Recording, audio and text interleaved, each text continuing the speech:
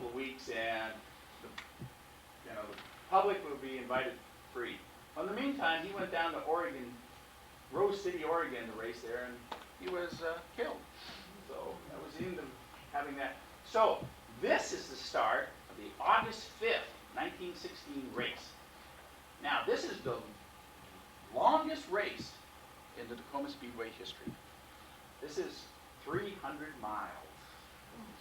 Now, right here, this is the first, if anybody knows much about Little Earth, this is the first showing of a Duesenberg, right there, number 12.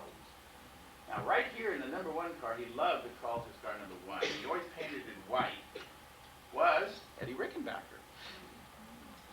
Now, Eddie Rickenbacker proceeded to win the whole thing. Great, great race. Now, this is a close-up of the Duesenberg race car. The race car driver is Tommy Milton. Again, Indianapolis winner and several-time winner of the Tacoma Speedway, and just a wonderful, wonderful race car. Driver. Here's the Maxwell team racing on the board tracks. I'm going to show you other pictures of the boards, because we have some stories to talk about these boards and what happened to those boards. Now, you can see a wonderful shot of the size of this track. And these are little teeny 2x4s all together. But they're truly not together, and that's the problem, and we'll go into that later. All right, now we're in 1917. Now, we're getting close to a war. Now, Indianapolis stopped in 1917. They stopped in 17 and 18. So, some of the other tracks still raced, and Tacoma did. And they had a wonderful, wonderful race in 1917. And this is a Hudson race car. The reason I have this picture here is because, well, I have the manifold off that car. This is Hans Malcolm, and the car, of course, is a Hudson. He actually came in 3rd place, so I'm not too disappointed. And just a great car. Now, the reason I got this picture here is I wanted to show you. Look at the track. There's gaps in it. It's about a 5/8 inch gap between each of the 2x4s. Now, with 2 million board feet of lumber, from what I could find after incredible years of research, they did it as a cost-cutting measure. Because they would save a 2x4 every couple of 2x4s. The problem was that these 2x4s would splint. And if you have a wheel that's coming along and kick up a splint, it would shoot like a projectile into the car behind it. So you had to be really careful. Go into these radiators, and that's why they had all these metal mesh on the radiators so it would stop it from poking holes in the radiator. Here again, the start of the 1917 race. A man by the name of Patterson won it. He was out of Los Angeles. It's the number 17 car. And it was a pretty uneventful race. I hate to say it, but you can see there wasn't a whole lot of people there either. Yes, and they were running around the tracks. Just a really good race that year. Now, here's the problem in 1917. The 5 Hudson car got into a crash, and the driver was killed. Here's the second driver that was killed at Tacoma Speedway. This man's name was Conrad Hansen. Really sad. I got a picture of I don't want to go into that. This is Earl Cooper. Now, the reason I have Earl Cooper here, in 1917, they had another race on September 3rd, and Earl Cooper came back to win that race. So Earl Cooper won on all 4 of Tacoma Speedway tracks. The 5-mile, 3.5, the 2-mile oval, and now the 2-mile board. He was the only one to do that. I think that's one of the reasons they ended up giving him that trophy later on. Now, in 1918, we're right in the middle of the war. And so they had to have a pretty serious theme. So they had the Liberty Sweepstakes. Before the race, of course, they had the marching bands on the track, and they also dressed up each of the race cars for a different country of the Allies. And this is Cliff Durant in his Chevrolet car. We'll discuss that Chevrolet car in a moment. And he was Belgium. And Earl Cooper, I believe, was the U.S. And there was also Great Britain and France. So there were several, and they had these, whatever those were, with flags on the front of the cars. And they ran around, and everyone was yelling and screaming. The bands were playing. It was just really, really fun. Now, this is Cliff Durant's Chevrolet car, the number 9 car. Now, Cliff Durant, if anybody remembers that name, he's the son of W.C. Durant. Now, who's W.C. Durant? Well, W.C. Durant is the head of General Motors. And so, but this car, Cliff Durant bought 2 of them from Earl Cooper. Well, what did Earl Cooper have? He had Stutzes.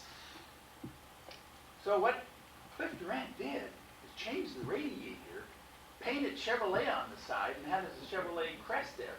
And he called his cars the Chevrolets. So that appeased his father. But he got into trouble with that in Indianapolis one year. And here is, of course, the number 5 car of Earl Cooper. This is one of the last years, and you can see the American flag on the back. So he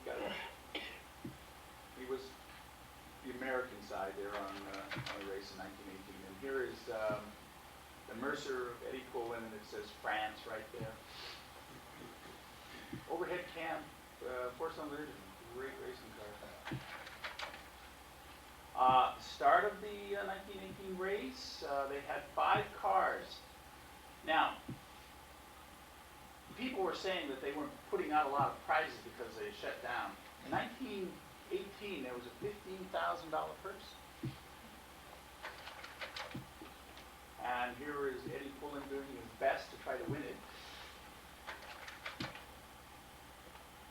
However, the number 9 car does win it. Now, we're into 1919. 1919, everyone knows, of course, who Eddie Rickenbacker is. He's the ace of aces. He goes off to World War I and shoots down 26 enemy aircraft. And so he comes back as this incredible hero, and they give him this banquet from the Tacoma Speedway Association. He signs this, by the way. This is the program and menu for that banquet here instead of Tacoma. And he had all the race car drivers that were there that year. And he was the referee for 1919. There's a picture of him, Captain Eddie. And this picture was taken at the Speedway. Great, great guy. Interesting life. Okay, now, this is Dario Reskov. 1919, he was a Indianapolis winner, I believe. And incredible race car driver, lost his life at Brooklands. Now, here's what I want to talk to you about Ralph Mulford. Ralph Mulford is the guy that was jumping up and down back in 1912. Now, Ralph was an incredible race car driver. But Ralph did not race on Sundays. And so because of that, he did not enter into races that had racing on Sunday. Otherwise, he probably would have won a lot more races. In fact, there's a discrepancy between Ralph and Ray Haroon in the 1911 Indianapolis because Ralph thought he won the thing, so he stops his car because they said, "You've gone 500 miles." And somebody had made a mistake, and they said, "Well, Ray Haroon won it." And a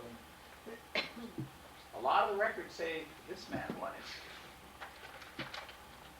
Okay, here's, does anybody recognize where that is? It's still here, still selling Chevrolets.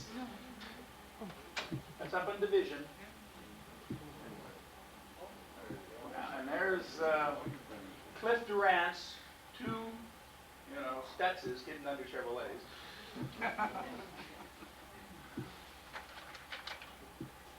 Now, here's our winner in 1919. This is Louis Chevrolet, and that is really his last name. And he did a wonderful job. This picture was taken up also close to the Chevrolet dealership. Now, we're in the 1920. 1920 was kind of a bad year for grandstands. It burned down in May. It was an arson fire, and they thought that was it for the Tacoma Speedway because they did not insure it.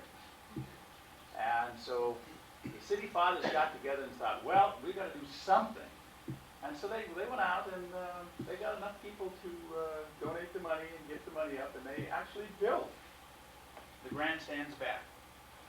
And they actually built a better one, and they had it, because it burned down in May, and they had it ready for the July 4th races in July 5th. In fact, what they were doing, because I actually talked to the grandson of the person who built this, they were given incentives of how many board feet you could get down and get in there and get it in time. By the way, just as a note here, they didn't run out of lumber when they were building this board track in 1915. Guess what they run out of? Nails. They had to get them out of San Francisco in a hurry. Anybody from Seattle suspected in that arson fight? I wouldn't be surprised. This is Roscoe Sorrows looking down the business end of his race car. And you can really see the gap in the track. Okay. Great, great race car driver, Roscoe Sorrows. Now, here we go into another one of my stories. This is Ralph Tacoma, a huge race car driver in the early days. Won the 1915 Indianapolis Speedway, won a lot of races. The reason he didn't win more is because he got into a fight with Barney Oldfield. Now, Barney Oldfield had the best tires, Oldfield cord. But Ralph refused to put Oldfield cord on his cars. So he'd always have these blowouts. This car is called a Below. I hope I pronounced that if my French is right. Anyway, brand new car. He comes to Tacoma and he's going to race the number 2 Below. By the way, his mechanic is Peter DiPaolo, who is in himself a fabulous race car driver and wins the 1925 Indianapolis Motor Speedway. So, in his time trials ahead of time, he blows this thing up. So Ralph, being as big as he is and the big draw, because if you look at the newspapers at this time, you're saying, we're bringing Ralph Tacoma to Tacoma. Well, Ralph Tacoma doesn't have a car anymore. So what happens is Eddie Miller, who's part of the Duesenberg race team, offers him his old Duesenberg race car, so he had at least a car. Well, Eddie O'Donnell, who was another Duesenberg race car driver, just got a brand new Duesenberg race car from the Duesenberg racing team in Indianapolis. So he felt pretty bad because Eddie Miller was giving him the old Duesenberg, so Eddie O'Donnell gives him the brand new Duesenberg and says to Eddie Miller, I'll drive your car. So that's what happens. So this is the brand new Duesenberg, and this is Eddie O'Donnell and his mechanic Lyle Joles. So they give this car to him. There he is again with his brand new Duesenberg race car. Now, which is interesting, this car blows up on the track too. The Below blows up, but Eddie Miller's car comes in third.